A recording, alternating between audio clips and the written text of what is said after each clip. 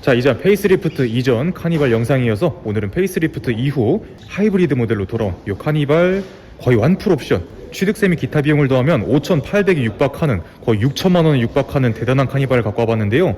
요거는 최고 등급 시그니처에다가 옵션을 한 가지도 빼지 않고 몽땅 다 넣은 차량인데, 물론 그릴이나 휠이나 바퀴는 이렇게 바뀌는 그래비티라는 등급도 있지만 사실상 시그니처보다 윗등급이라기보다는 시그니처에서 색깔놀이를 한 등급이다, 그렇게 보시면 될 것 같고요. 일단 요거는 스타일 옵션이 들어간 차량이라서 헤드램프도 MFR 타입에서 프로지션 타입으로 바뀌면서 방향지시등도 이렇게 LED로 깔끔하게 들어가고요. 휀더는 바꾸지 않으면서 기존 카니발에서 헤드램프와 범퍼 이 두 가지 변경만으로 꽤나 큰 디자인 변경을 이뤄냈는데, 요즘에 뭐 셀토스나 뭐 소렌토나 다 비슷한 디자인을 하고 있기 때문에 기아가 패밀리룩은 제대로 만들고 있다. 차량 주변을 360도로 보여주는 서라운드 모니터가 있는 차량이라서 이렇게 전방에도 카메라가 있고 사이드미러 하단에도 이렇게 카메라가 있는 모습을 보여주는데, 하위 등급에서도 추가 옵션으로 선택할 수 있는 주차 보조 시스템인 만큼 만약에 나는 조금 좁은 골목길에 살아, 카니발은 큰데 주차장은 좁아서 너무 불편해 하시는 분들은 해당 옵션 선택해서 구매하시면 될 것 같습니다. 그리고 요 하이브리드 카니발도 기본 등급, 뭐 중간 등급 노블레스, 상위 등급 시그니처 이렇게 여러 가지가 있지만, 이 차량을 보고 나서 한 방에 중간 등급 이상이구나 알 수 있는 대목은 B필라에 블랙 하이그로시가 들어가거나 여기 C필라에 크롬이 들어갔다 하면 무조건 중간 등급 노블레스 이상, 그렇게 보시면 되고요. 여기가 크롬이 안 들어가 있다면 기본 등급에서 옵션을 추가한 차량이다, 그 정도로 보시면 되고, 최고 등급 시그니처는 메모리 시트가 들어갑니다. 이렇게 메모리 시트가 들어가고 밑등급들에선 선택도 할 수 없는 옵션이기 때문에 메모리 시트가 들어가 있으면 무조건 상위 등급 시그니처다.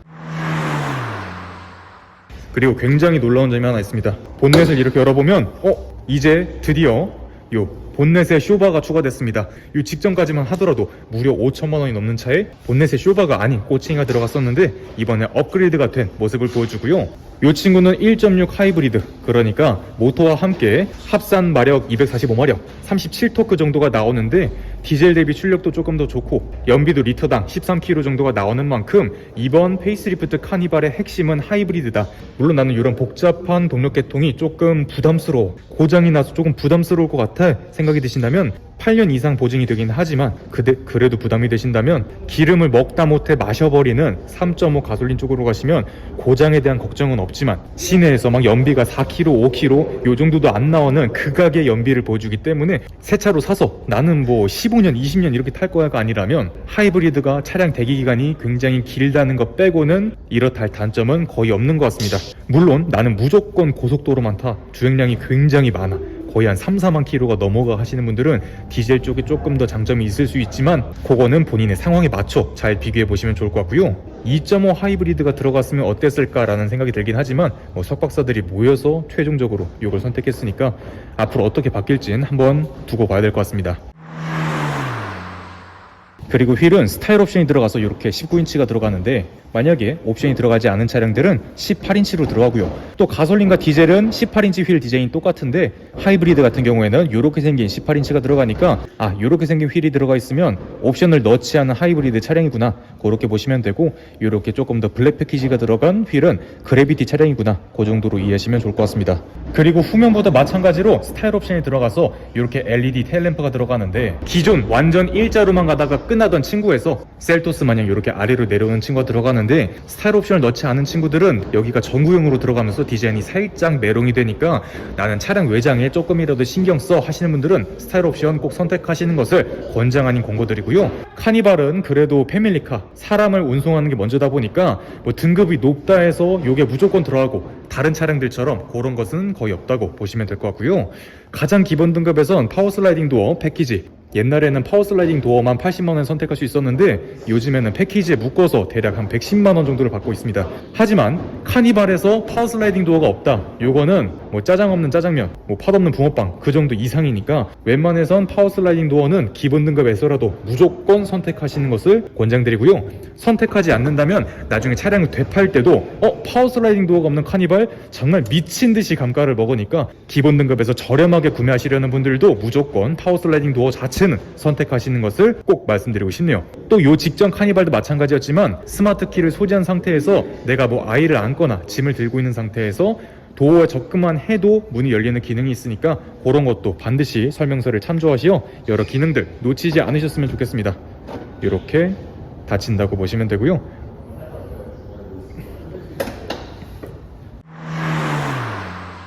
도어는 페이스리프트 이전과 거의 차이가 없습니다. 이런데 무광 크롬이 들어간 거나 블랙 하이그로시 장식, 거의 이런 문양 자체도 거의 차이가 없고요. 이런데 인조가죽과 스티치가 들어가면서 보기에는 조금 더 고급스럽지만 정작 손이 닿는 스위치 부분에는 부분적으로 크롬이 들어가면서, 물론 옛날엔 이런 것도 없어서 조작감 자체도 상당히 별로였지만 그나마 요즘에는 가생이라도 챙겨주는 모습을 가지고 있다. 그리고 하단 포켓도 카니발의 덩치만큼 굉장히 큰 모습을 보여주는데 아쉽게도 컵홀더는 한 개밖에 없다. 그러니까 이것도 두 개가 있는 차량들도 있고 한 개만 있는 차량들도 있는데, 카니발은 비교적 조금 협소한 컵홀더 한 개만 들어있다. 그리고 이 친구는 크렐 사운드 60만원 상당의 크렐 스피커 옵션이 들어간 차량이라서 이렇게 기본 스피커에서 개수도 조금 더 늘어나고, 셀토스 같은 경우에 스피커 개수가 두 개밖에 늘어나지 않다 보니까 역체감이라고 하죠. 그러니까 스피커 옵션이 있던 차량을 타셨던 분들 아니면 스피커 옵션을 빼더라도 대단한 차이는 없었지만, 요 카니발은 개수가 유의미하게 늘어나면서 내가 차량에서 노래를 듣는 걸 좋아해 했을 땐 선택했을 때 후회될 건 없는 친구다.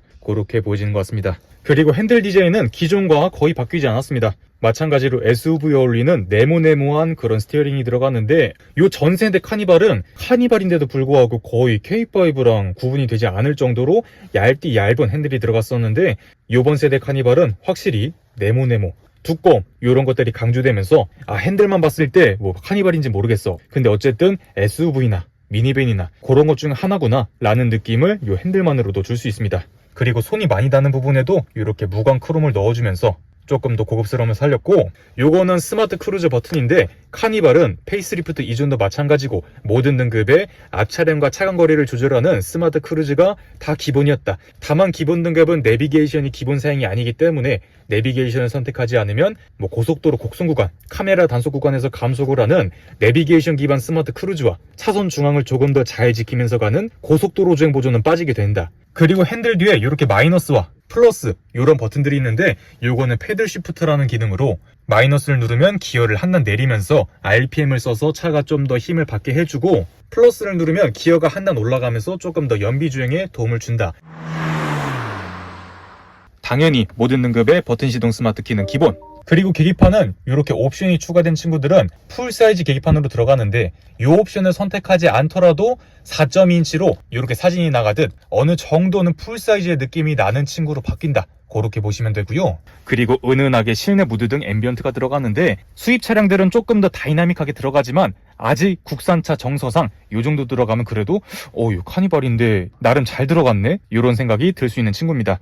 그리고 제가 항상 말씀드리지만 요즘 기아 차량들은 버튼들을 쫙 나열하지 않고 공조기 컨트롤러를 이렇게 전원할 수 있는 기능이 들어가면서 이 센터가 조금 더 정리된 느낌이 난다. 그 정도가 보이고요. 요게 처음에는 불편하지 않을까 생각이 들면서도 어차피 이 기능 자주 쓰지 않기 때문에 주로 공조기에 맞춰서 사용하시면 될 것 같습니다. 그리고 무선 충전은 아쉽게도 이쪽에만 있긴 한데 충전 속도가 15W로 빠르지 않기 때문에 웬만해선 여기 충전 모양이 있는 이 C케이블 단자에다가 사용하셔야지 속도가 굉장히 빠르다.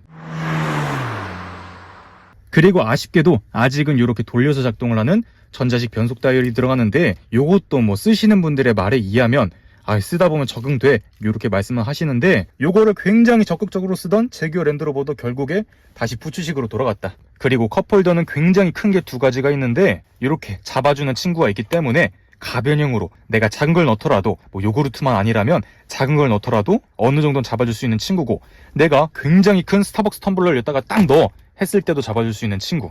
그리고 키는 이렇게 생겼는데 굉장히 안타까운 디자인을 하고 있는 현대차랑 다르게 기아는 스마트 키가 굉장히 예쁘다. 이렇게 카니발이다 보니까 도어를 열고 닫을 수 있는 기능도 있고, 원격 스마트 주차 보조가 있는 차량이라서 이렇게 스마트 키 버튼으로 차량을 앞뒤로 넣었다 뺐다도 할 수 있다. 그리고 굉장히 중요한 거, 스마트 키를 조작하면 불이 들어옵니다. 야, 기아가 이겼다 소리가 저절로 나오는 친구. 또한 요즘에는 이렇게 지문 인증도 들어가면서 카페이나 기타 확인 이런 것들을 지문 인증으로 할 수 있다.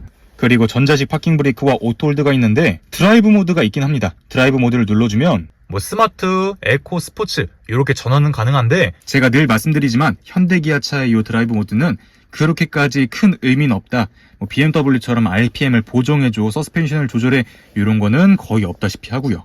그리고 통풍 시트, 열선 시트 이렇게 알루미늄으로 굉장히 이거 조작감 거의 제네시스를 뺨칠 정도로 굉장히 고급스러운 조작감을 보여줍니다. 물론 눈에는 잘 안 보이는 부분이지만 이렇게 크롬, 드디어 크롬이 들어가다니 이런 느낌을 줄 수 있는 친구. 그리고 차량 주변을 360도로 볼 수 있는 서라운드 모니터 들어가기 때문에 말씀드린 대로 내가 주차에 조금 애로사항이 있다 하시는 분들은 이 옵션 추가해서 사용하시면 되겠죠. 나중에 차량을 되팔 때도 값어치가 있으니까 나는 이 옵션 넣을까 말까 생각이 드신다면 넣으셔도 나중에 후회될 건 없는 친구다. 그렇게 보시면 될 것 같습니다. 그리고 콘솔도 이렇게 카니발에 급이 있다 보니까 여러 가지 단수로 이렇게 위에다가도 적재를 할 수 있고 아래에다가도 넣을 수 있는데 깊이가 깊진 않아도 넓기 때문에 애초에 이런 수납함은 깊은 것보단 넓은 게 조금 더 좋기 때문에 쓸 때는 굉장히 좋을 것 같다. 그리고 부가적으로 이렇게 자질구레한 동전 이런 것들도 냅둘 수 있는 친구.